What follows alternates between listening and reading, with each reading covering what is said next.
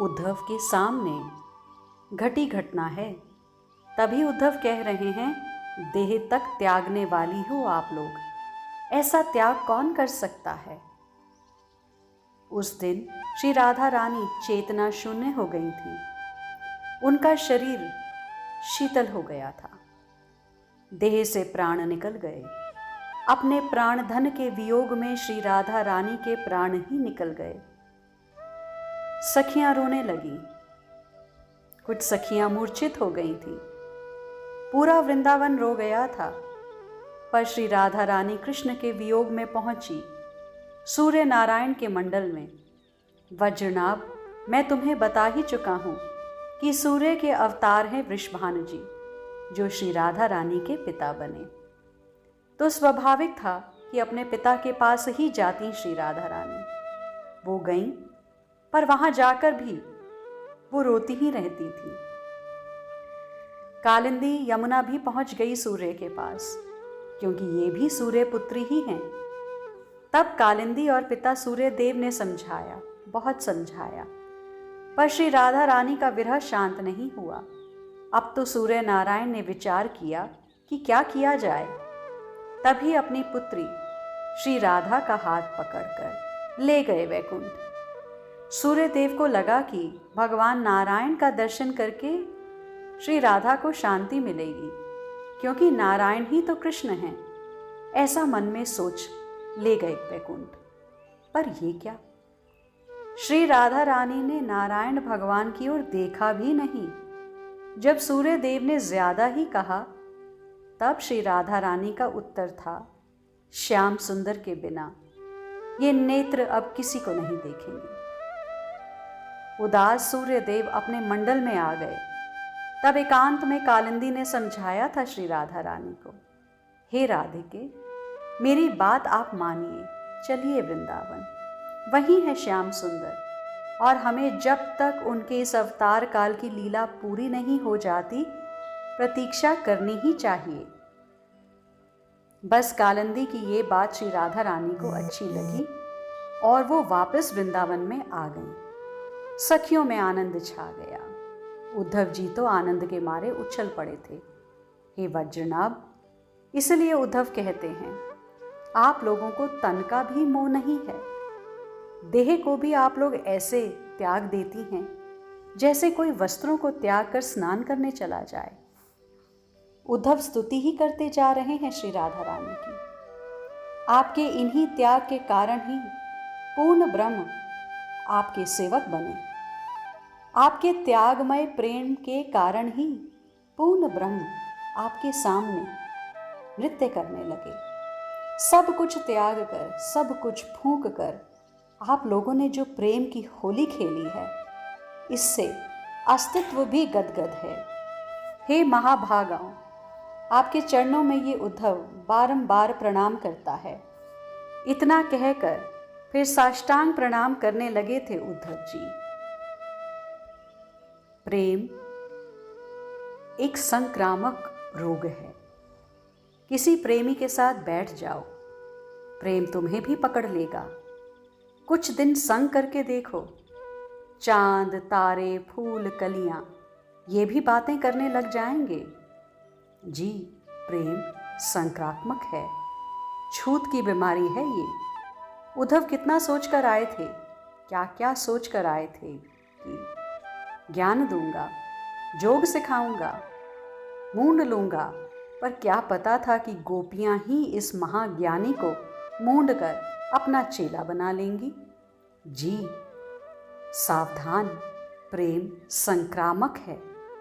जैसे आप क्रोधी व्यक्ति के साथ रहें, उसके परमाणु आपको भी पकड़ लेंगे।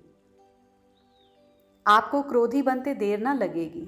ऐसे ही कामी व्यक्ति के संग में रहिए, आप भी धीरे धीरे वासना से भरते चले जाएंगे।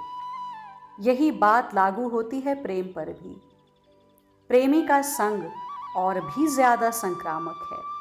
देखो ना, उद्धव अपने आंसू पोंछने लगे थे। उन्हें रोमांच होने लगा था। उनके पैर डगमगाने लगे थे। हे गोपियों, मुझे डर लग रहा है, उद्धव ने कहा। क्यों? एक दूसरे का मुख देखने लगी थी गोपियां। क्यों उद्धव, मेरे भाव में परिवर्तन क्यों आ रहा है? मुझे ऐसा क्यों लग रहा है कि मेरा सारा ज्ञान बहता जा रहा है? श्री राधा रानी ने उद्धव की ओर देखा और सहज बोली, उद्धव, ज्ञान किसी वस्तु में परिवर्तन नहीं ला सकता। ज्ञान का काम ही है जो जैसा है उसे वैसा ही दिखा देना। लोहे को लोहा दिखाना ये ज्ञान हुआ। सोने को सोना ही दिखाना या देखना ज्ञान हुआ। ज्ञान जो जैसा है उसको वैसा ही दिखा देता है, पर प्रेम में ऐसा नहीं है। प्रेम में एक चमत्कार होता है, ये चमत्कार ज्ञान में नहीं है। प्रेम एक बहुत बड़ा परिवर्तन ला देता है।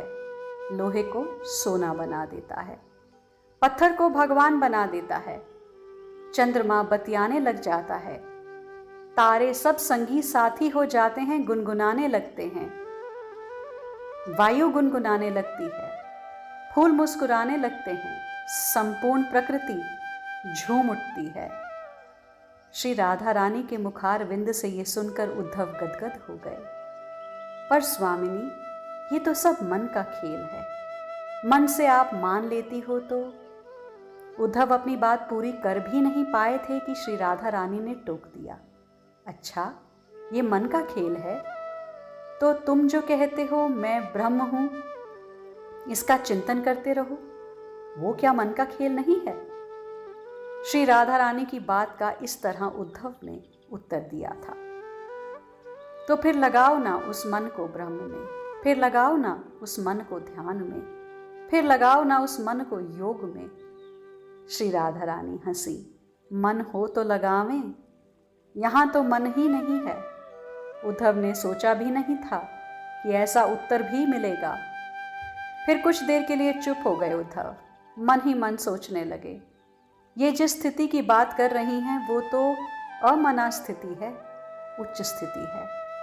वेदांत यही कहता है जो ये कह रही हैं, जब देह ही मिथ्या है तो मन सत्य कैसे हो सकता है?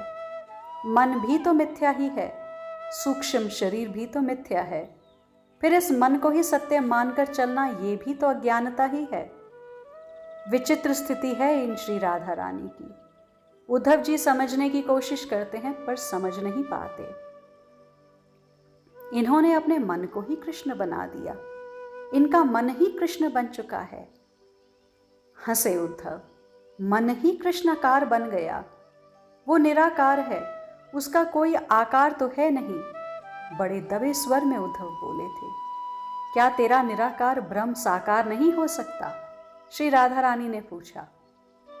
उद्धव बोले, वो निर्गुण निराकार ही हैं, तो फिर वो सर्वशक्तिमान नहीं है। श्री राधा रानी ने फिर कहा। उद्धव सक पका गए, कुछ सोचकर बोले, नहीं नहीं, सर्वशक्तिमान तो वही है। हंसी श्री राधा रानी, जब सर्वशक्तिमान है तो निराकार से साकार क्यों नहीं हो सकता? उद्धव ये सुनकर चुप हो गए, निरुत्तर ही हो गए थे।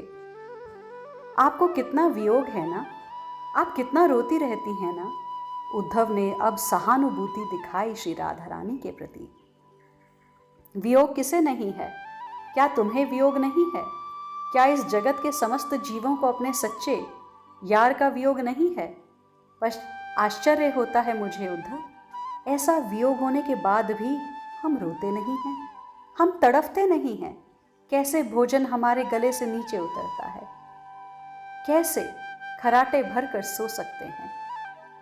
उद्धव जो सच में इस बात को समझ लेता है कि हमारा सच्चा वियोग तो भगवान से है, कब के बिछुड़े हैं हम, जन्म जन्मांतर के, फिर भी कोई तड़फ नहीं।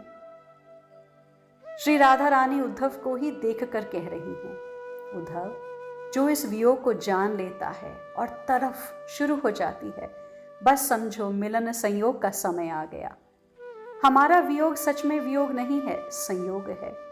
हम रोती हैं, बिलखती हैं, ये आनंद है, अश्रु बहाने का आनंद है उद्धव।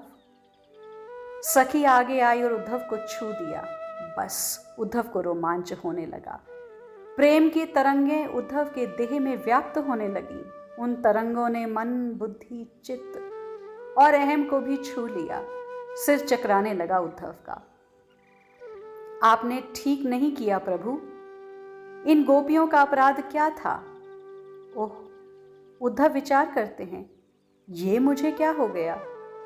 मुझे मेरे श्री कृष्ण अपराधी क्यों लग रहे हैं? ये गोपियां मुझे अपनी लगने लगी हैं। अंधेरा सा छाने लगा था उद्धव की आंखों के सामने। आज के लिए इतना ही। शेष आगे।